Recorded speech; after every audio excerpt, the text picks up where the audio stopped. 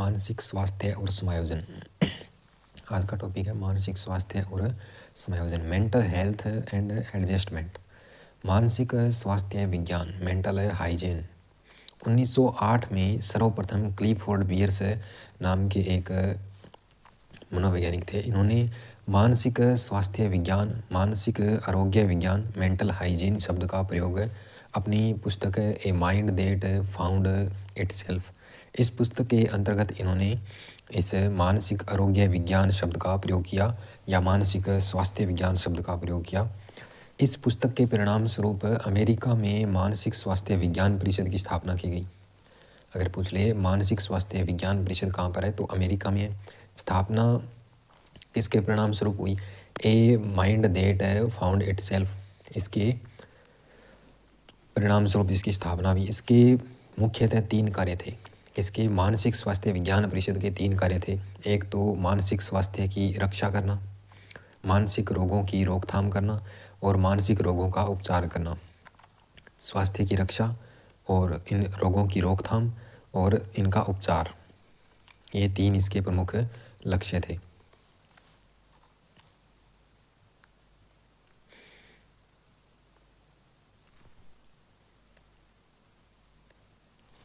Hatfield ने परिभाषा दी है मानसिक स्वास्थ्य की। मानसिक स्वास्थ्य विज्ञान से तात्पर्य मानसिक स्वास्थ्य के रखरखाव, मानसिक विकृतियों के बचाव से है। यानी कि मानसिक स्वास्थ्य का ठीक ढंग से सही रखरखाव और मानसिक विकृतियों या मानसिक रोगों से बचाव से है, तो वो व्यक्ति मानसिक रूप से स्वस्थ होगा। मानसिक आरोग्य विज्ञान एक ऐसा विज्ञान है जो मानवीय संबंध से संबंध है, जो मानवीय संबंध से संबंध है। मानसिक आरोग्य विज्ञान, ये क्रो एंड क्रो की परिभाषा है। उसके बाद है मानसिक स्वास्थ्य, मेंटल हेल्थ। मेंटल हेल्थ क्या होता है? मानसिक सामान्यतः मानसिक स्वास्थ्य से तात्पर्य है कि मानसिक रोगों एवं दोषों का अभाव, जो मन मस्तिष्क से संबंधित रोग होते हैं उनका अभाव पाया जाना मानसिक स्वास्थ्य है। मानसिक कार्य व्यवस्था का उचित संचालन, अर्थात वे व्यक्ति जिनमें पर्याप्त निर्णय क्षमता पाई जाती है, जिनके व्यवहार में संयम, संतुलन और एक रूपता दिखाई देती है, मानसिक रूप से उन व्यक्तियों की अपेक्षा स्वस्थ होते हैं जो हमेशा निराशाओं में, असमंजस में, उलझन और अंधविश्वासों में जकड़े रहते हैं। यानी कि वो व्यक्ति जिनके व्यवहार में संयम, संतुलन और एक रूपता दिखाई देती है, वो उन व्यक्तियों से ज़्यादा स्वस्थ होते हैं जो हमेशा निराशा, असमंजस, उलझन और अंधविश्वास, इन सब चीज़ों में जकड़े हुए रहते हैं। हेडफील्ड ने परिभाषा दी है कि व्यक्तित्व की पूर्ण और संतुलित क्रियाशीलता को मानसिक स्वास्थ्य कहते हैं। लेडेल ने परिभाषा दी है कि मानसिक स्वास्थ्य से तात्पर्य है वास्तविकता के धरातल पर वातावरण से पर्याप्त सामंजस्य। वास्तविक जीवन में धरातल पर अपना वातावरण के साथ जो भी सामंजस्य है अपना, उसको मानसिक स्वास्थ्य कहा है, लेडेल ने कहा है। समायोजन, एडजस्टमेंट। समायोजन शब्द 2 शब्दों से मिलकर के बना है। समायोजन शब्द 2 शब्दों से मिलकर बना है। सम प्लस आयोजन। सम का अर्थ होता है अच्छी तरह से और आयोजन का अर्थ होता है व्यवस्था करना। अर्थात समायोजन से तात्पर्य है समय परिस्थिति तथा आवश्यकता के अनुसार अपने आप को व्यवस्थित करना, ये समायोजन कहलाता है।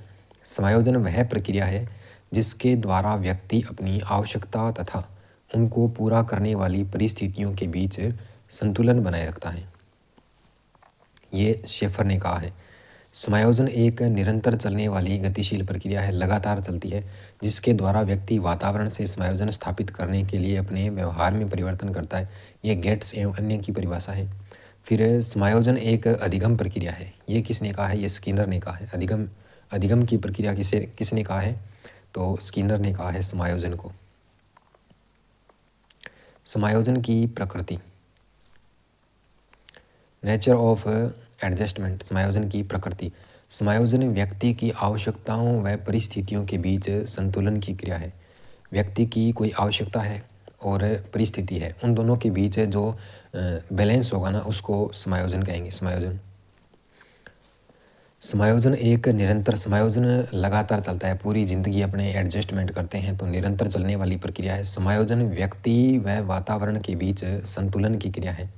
व्यक्ति और वातावरण इन दोनों के बीच जो बैलेंस होता है ना, उसको समायोजन कहते हैं। समायोजन उपलब्धि व प्रक्रिया दोनों हैं। समायोजन यथार्थ पर आधारित है, यानी कि सत्य पर आधारित है, जो वास्तविक है उस पर आधारित है। समायोजन से व्यक्ति में तनाव और कुंठा का ह्रास हो जाता है, यानी कि तनाव समाप्त हो जाता है हमारा, कुंठाओं से हमें मुक्ति मिल जाती है समायोजन जब व्यक्ति में हो जाता है। तो समायोजन शारीरिक और मानसिक संतुलन स्थापित करने की प्रक्रिया है। शारीरिक और मानसिक संतुलन स्थापित करता है समायोजन। समायोजन के प्रकार, टाइप्स ऑफ एडजस्टमेंट। रचनात्मक या सृजनात्मक समायोजन होता है, जिसे क्रिएटिव एडजस्टमेंट कहते हैं। दूसरा स्थानापन्न समायोजन, यानी कि सब्स्टिट्यूट एडजस्टमेंट। तीसरा होता है सुरक्षा युक्ति समायोजन, मानसिक मनोरचना समायोजन, एडजस्टमेंट ऑफ डिफेंस और मेंटल मैकेनिज्म। रचनात्मक समायोजन कैसा होता है कि हम कोई समस्या में हैं और उस समस्या या उस स्थिति से उबरने के लिए हम कोई रचनात्मक कार्य करके अपना ध्यान दूसरे काम में लगा लेते हैं, तो वो रचनात्मक या सृजनात्मक समायोजन होता है। जब व्यक्ति किसी सफलता को प्राप्त करने में कठिनाई का अनुभव करता है, तब वह कुछ रचनात्मक कार्य करके समायोजन करने का प्रयास करता है, उसको रचनात्मक या सृजनात्मक समायोजन कहते हैं। उसके बाद है स्थानापन्न समायोजन, यानी कि सब्स्टिट्यूट एडजस्टमेंट। इसमें क्या होता है कि अपने लक्ष्य का स्थानापन्न करते हैं। अपने एक लक्ष्य है, वो हम प्राप्त नहीं कर पा रहे, तो अपने लक्ष्य को चेंज कर लेंगे और उसे प्राप्त करने का प्रयास करेंगे, तो वो सब्स्टिट्यूट एडजस्टमेंट होता है। व्यक्ति जिस लक्ष्य को प्राप्त करना चाहता है और उसे प्राप्त नहीं कर पाता है, तो व्यक्ति अपना लक्ष्य परिवर्तित कर लेता है और उसे प्राप्त करने का प्रयास करने लगता है। तीसरा है मानसिक मनोरचना समायोजन या मेंटल मैकेनिज्म, सुरक्षा युक्ति समायोजन, एडजस्टमेंट ऑफ डिफेंस। इसके अंतर्गत प्राणी सुरक्षा युक्तियों का प्रयोग करके अपने तनाव को कम करने का प्रयास करता है। ये मेंटल मैकेनिज्म ही आगे पढ़ेंगे अपने। समायोजित व्यक्ति की विशेषताएं। समायोजित व्यक्ति में क्या क्या विशेषताएं होती हैं? मानसिक रूप से एक तो स्वस्थ होगा वो, सकारात्मक सोच, पर्याप्त निर्णय क्षमता पाई जाएगी, अध्ययन में रुचि होगी, यानी कि पढ़ने में रुचि होगी और एक लक्ष्य पर टिके रहेंगे। आकांक्षा का स्तर है वो उच्च होगा, बाधाओं का सामना आसानी से कर सकते हैं। ये आत्मविश्वास पाया जाता है इनमें, सेल्फ कॉन्फिडेंस, और व्यवहार में लचीलापन आता है, इनके लचीलापन होता है। अपनी अच्छाइयाँ और कमजोरियाँ दोनों ही पता होती हैं इनको। समायोजन के बाधक तत्व। समायोजन के बाधक तत्व कौन कौन से होते हैं? तनाव, टेंशन है वो समायोजन करने में बाधा उत्पन्न करते हैं। दुश्चिंता, एंग्जाइटी है वो भी करती है। दबाव, कोई चीज़ का स्ट्रेस है हमें, तो भी हम समायोजन नहीं कर पाते। बघनाशा और कुंठा, फ्रस्ट्रेशन होती है हमें, तो हम समायोजन नहीं कर पाते। द्वंद्व या संघर्ष, कॉन्फ्लिक्ट की अगर स्थिति है तो अपने समायोजन नहीं कर पाएंगे। तनाव है जब व्यक्ति समय और परिस्थिति तथा आवश्यकता अनुसार काम नहीं कर पाता है। जब कोई व्यक्ति समय और परिस्थिति तथा आवश्यकता अनुसार काम नहीं कर पाता है, तो वह असफल हो जाता है और वह तनाव का शिकार हो जाता है।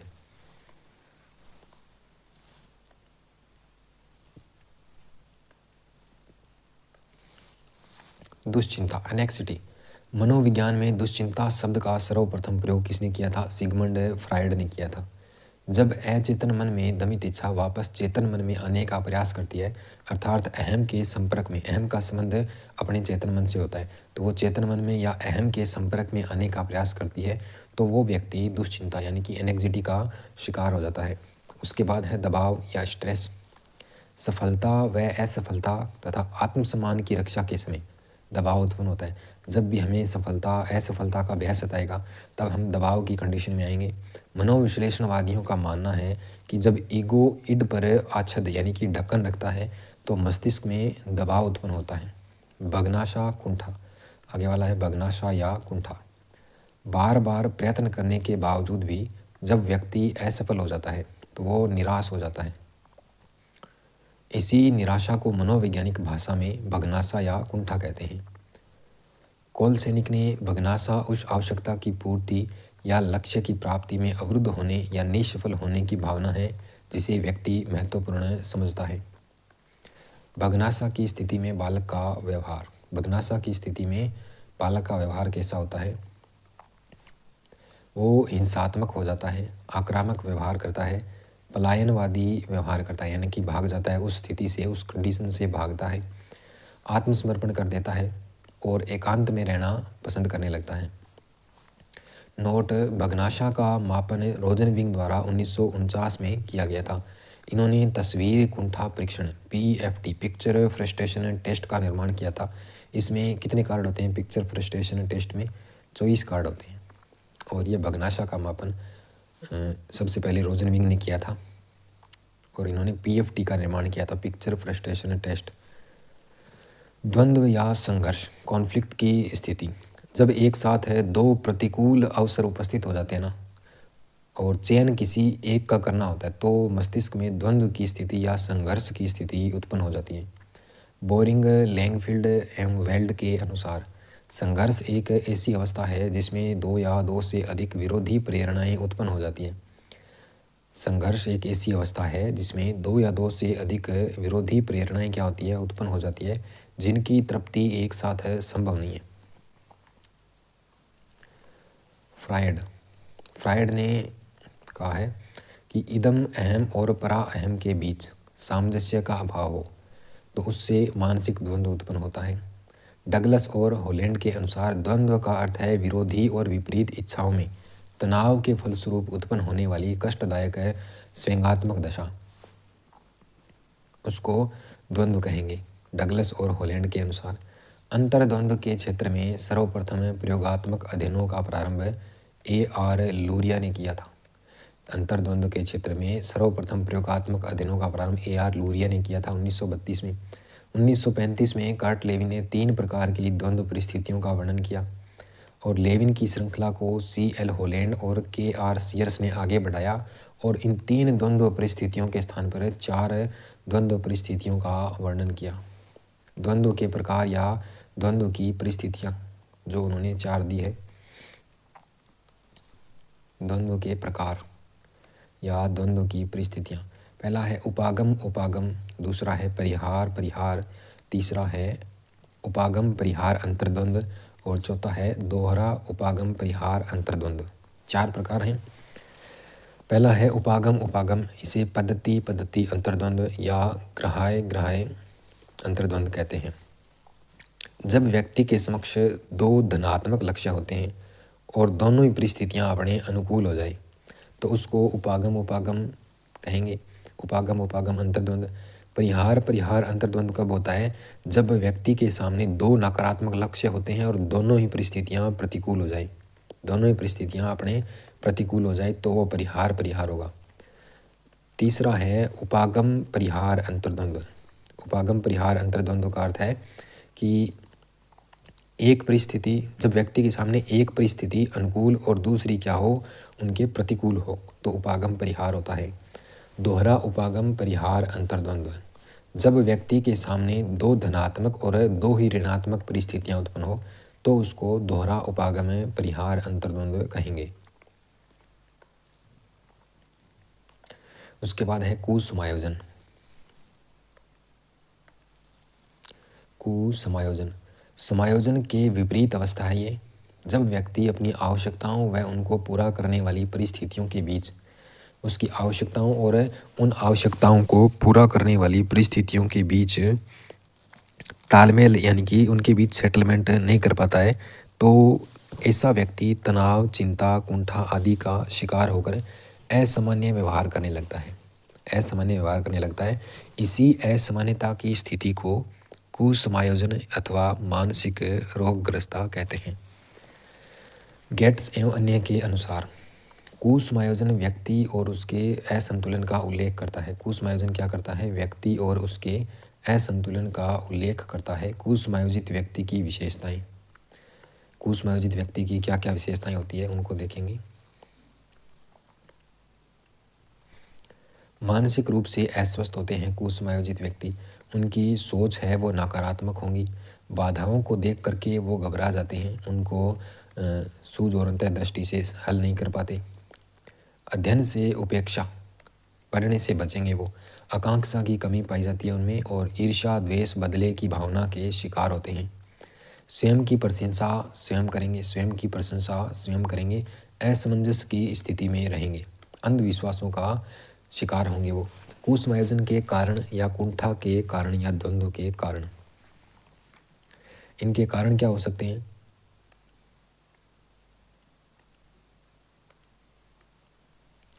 एक तो बाहरी कारण हो सकते हैं और एक आंतरिक कारण हो सकते हैं। बाहरी कारणों में कुसमायोजन भौतिक वातावरण के कारण भी हो सकता है, समाज का जो वातावरण है उसके कारण भी, आर्थिक परिस्थितियों के कारण, और वर्तमान परिस्थितियां और दशाएं उसके अनुकूल नहीं है तो व्यक्ति कुसमायोजन का शिकार हो सकता है। और अन्य कोई दूसरा व्यक्ति है उसके कारण भी हो सकता है, ज़्यादा ही जिंदगी में आग लगा रखी हो तो उसके कारण भी हो सकता है। आंतरिक कारण, आंतरिक कारणों में मानसिक संघर्ष, मन की स्थिति ठीक नहीं है, शारीरिक दोष, शरीर में कुछ गड़बड़ चल रही है, या विरोधी इच्छाएं हैं, कोई नैतिक आदर्श हैं, असंगत आवश्यकताएं हैं जो सही नहीं है आवश्यकताएं, इच्छाओं का स्तर है वो अधिक ऊंचा होना, और प्रयत्न करने में धैर्य एवं लगन की कमी रहना, ये सब आंतरिक कारण होते हैं कुसमायोजन के। मानसिक मनोरचनाएं, मानसिक मनोरचनाएं किन्हें कहते हैं? समायोजन तंत्र या आत्म सुरक्षा अभियांत्रिकाएं, रक्षात्मक युक्तियां, प्रतिरक्षण प्रणालियां, रक्षा तंत्र या सुरक्षात्मक प्रक्रम, इन्हीं को ही मेंटल मैकेनिज्म बोलते हैं। मानसिक मनोरचनाएं या मेंटल मैकेनिज्म। रक्षात्मक युक्तियों का सर्वप्रथम प्रयोग किसने किया था? सिगमंड फ्रायड ने किया था रक्षात्मक युक्तियों का। इन्होंने व्यक्तित्व के मनोविश्लेषणात्मक सिद्धांत के अंतर्गत कई प्रकार की सुरक्षा युक्तियों का वर्णन किया, किंतु इनकी सूची उनकी पुत्री अन्ना फ्रायड और नव फ्रायडियन द्वारा पूर्ण की गई थी। मानसिक मनोरचनाएं वे साधन हैं जिनको व्यक्ति तनाव, चिंता, कुंठा आदि से बचने या उनके साथ समायोजन स्थापित करने के लिए उपाय के रूप में अपनाता है। प्रत्यक्ष उपाय, मानसिक मनोरचनाओं के अंतर्गत प्रत्यक्ष उपाय कौन सी है जो समायोजन करने के लिए काम आते हैं? तो बाधाओं को दूर करना। प्रत्यक्ष उपाय में क्या है कि अपन कोई व्यक्ति कुसमायोजित हो रहा है तो उसकी जो समस्या है, उसकी जो बाधा है उसको दूर करेंगे तो उससे वो बच जाएगा। अन्य मार्ग खोजना, उसका कोई अदर पाथ ढूंढेंगे और कोई तरीका ढूंढेंगे। तीसरा है लक्ष्य प्रतिस्थापन, उसका लक्ष्य चेंज कर देंगे। अगर वो उस लक्ष्य को प्राप्त करने में असफल हो रहा है तो उसका लक्ष्य दूर करेंगे, सब्स्टिट्यूट ऑफ अदर गोल्स। विश्लेषण एवं निर्णय, एनालिसिस एंड डिसीजन, उसका विश्लेषण करेंगे कि कहाँ समस्या आ रही है। अप्रत्यक्ष उपाय इनडायरेक्ट मेथड में एक तो दमन है, एक शमन, आश्रित होना, प्रक्षेपण, प्रतिगमन, पृथक्करण, विस्थापन, अंतःप्रेक्षण, तदात्मीकरण। 10वां है दिवास्वप्न और औचित्य स्थापन यानी कि युक्तिकरण, प्रतिक्रिया निर्माण, विपरीत रचना करना, और शोधन या मार्गांतीकरण या शुद्धिकरण, उदातीकरण। इनसे बहुत प्रश्न पूछे जाते हैं। इन सभी मानसिक जो मेंटल मैकेनिज्म है, मानसिक मनोवृत्तियां हैं, इनसे प्रश्न पूछे जाते हैं।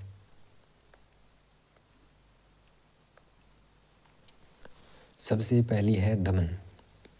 दमन कटु अनुभूतियों, दुखद बातों, अतृप्त इच्छाओं को बलपूर्वक भुला देना दमन कहलाता है। हमारे लिए जो कोई कटु अनुभव है, हमारे जीवन की जो बुरी बात है, जो हमें अच्छी नहीं लगती, हमारी कोई इच्छा है जिसे हम पूर्ण नहीं कर पाए, तो उन बातों को क्या करना है कि फोर्स से बलपूर्वक उनको भुला देना, वो दमन कहलाता है। शमन क्या होता है? कष्टदायी बातों को जानबूझकर चेतन अस्वीकरण करना।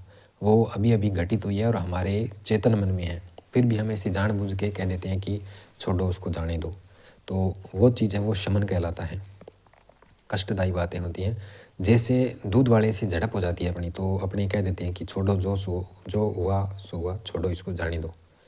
फिर तीसरा है आश्रित होना, डिपेंडेंट। कर्महीन व्यक्ति पूरी तरह दूसरों पर निर्भर होकर समायोजन स्थापित करता है, ये आश्रित होना कहते हैं इसे।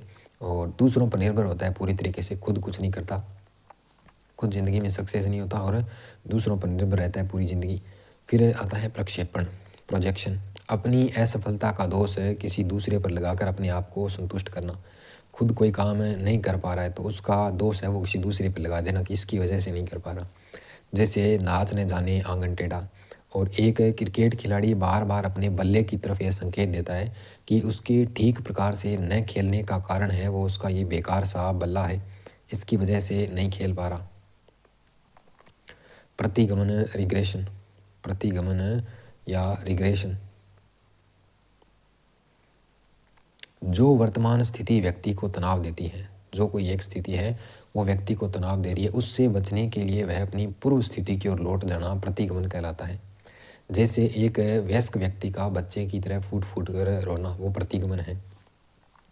उसके बाद है पृथक्करण। पृथक्करण क्या है? विड्रॉल। जो स्थिति व्यक्ति को तनाव देती है ना, जो उसको तनाव दे रही है, उससे बचने के लिए अपने आप को उस परिस्थिति में उससे अलग कर लेना।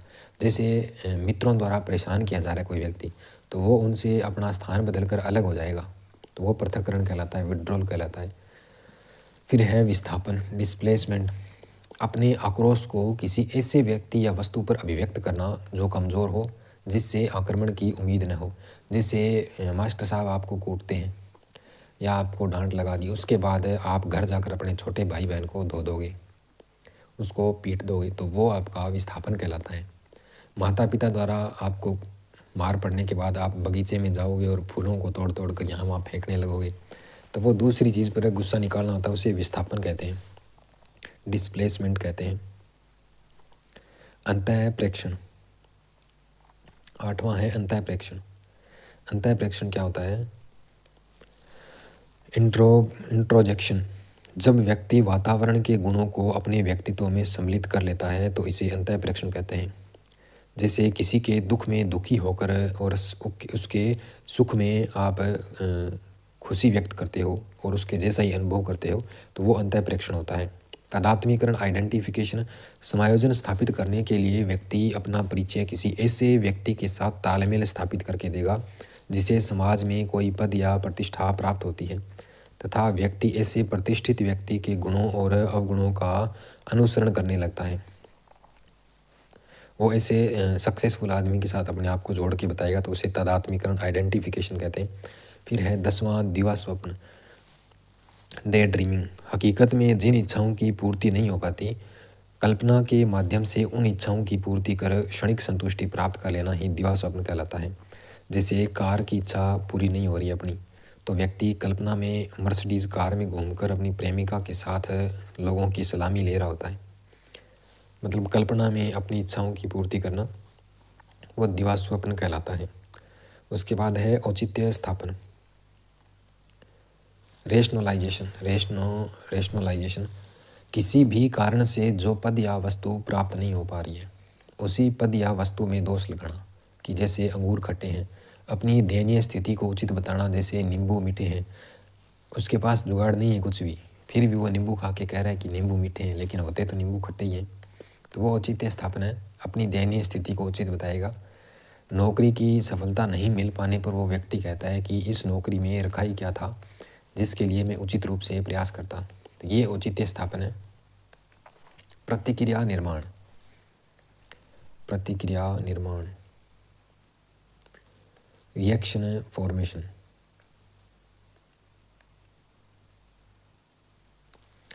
कभी कभी व्यक्ति की इच्छाएं, आवश्यकताएं इस प्रकार की होती है कि उन्हें सामाजिक रूप से व्यक्त करना व्यक्ति के अपने हित में नहीं होता, इससे उसके सम्मान को चोट पहुंचने का खतरा होता है। इसलिए व्यक्ति विपरीत रचना रचकर समायोजन स्थापित करता है। जैसे एक सौतेली माँ अपनी सौतेली बेटी के प्रति नफरत को अपने अंदर बंद करती है और फिर ऊपर से प्यार का प्रदर्शन करती है, यानी कि लोगों के सामने ऐसे दिखाती है कि इतना प्यार कोई करता ही नहीं है उससे, लेकिन अंदर उसमें नफरत भरी हुई है। बुजुर्गों के प्रति सम्मान की भावना नहीं होने पर भी अपने दिखावे का सम्मान प्रकट करते हैं, तो वो चीज़ प्रतिक्रिया निर्माण है। शोधन, सब्लिमेशन। असामाजिक प्रवृत्तियों को सामाजिक प्रवृत्तियों में परिवर्तित कर समायोजन करना। जैसे तुलसीदास जी की अपनी पत्नी रत्नावली के प्रति प्रेम था, आसक्ति थी, उसे राम आसक्ति में बदलना। और रामचरितमानस की रचना कर डालना, ये सब्लिमेशन है, शोधन है।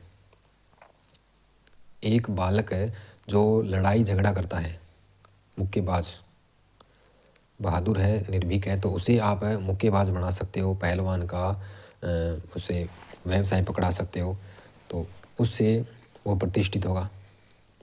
ये सब्लिमेशन है। क्षतिपूरक उपाय कौन से होते हैं? व्यक्ति जिस क्षेत्र में कमज़ोर है, जिस क्षेत्र में व्यक्ति कमज़ोर है, उसकी क्षतिपूर्ति किसी अन्य क्षेत्र या साधन के माध्यम से करके समायोजन करना। जैसे शारीरिक रूप से विकलांग बालक है, वो कक्षा में पहला स्थान लेकर के समायोजन स्थापित कर लेगा। कम लंबाई वाली लड़की है, वो ऊंची एड़ी के सैंडल पहनकर समायोजन स्थापित करती है। उसके बाद है आक्रामक उपाय, एग्रेसिव मेथड। अपने क्रोध को हिंसात्मक तरीके से अभिव्यक्त करना आक्रामकता कहलाती है।